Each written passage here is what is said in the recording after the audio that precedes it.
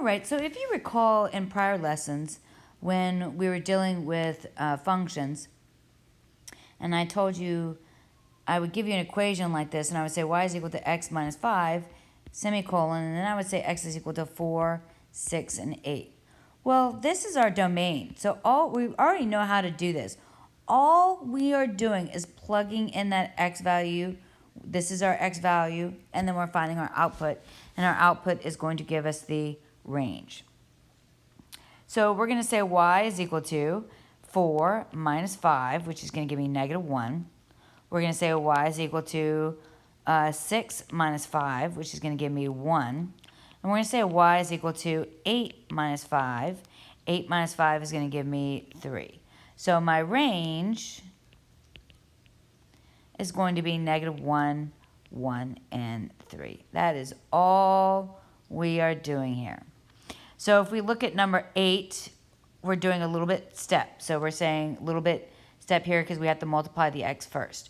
So we're going to say y is equal to negative 1 times 3. Let me do it this way because 3 comes first. 3 times negative 1 plus 1. 3 times negative 1 gives me 3 plus negative 3 plus 1 is going to give me negative 2. Y is going to be equal to 0 times 3, which is 0, plus 1 is going to give me 1. We're going to say 1 times 3, which is 3, plus 1 is going to give me 4.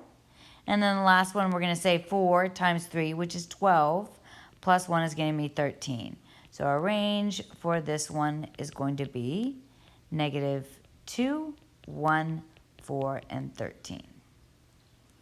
All right. So the other one, so number 10.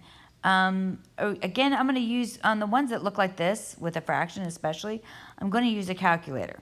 So I'm going to go ahead and put that in my equation, in my calculator. So I'm going to go to y equals. We're doing just like we did before. So I'm going to say, we said it is 3/5. So 3 divided by 5, x plus 2. I believe it's plus 2. Let me make sure. Yep.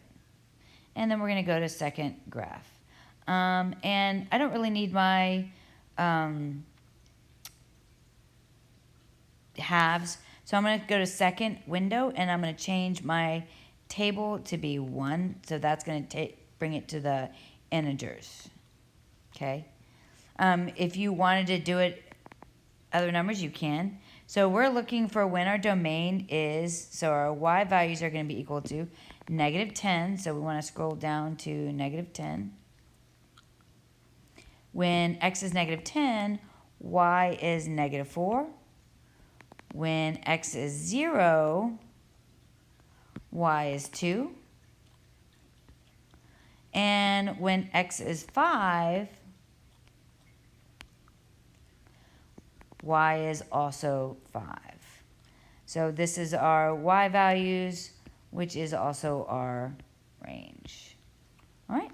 That pretty much ends this lesson. I will see you the next time. If you have any other questions on any of these, please let me know. You're just doing the same thing on the remaining questions.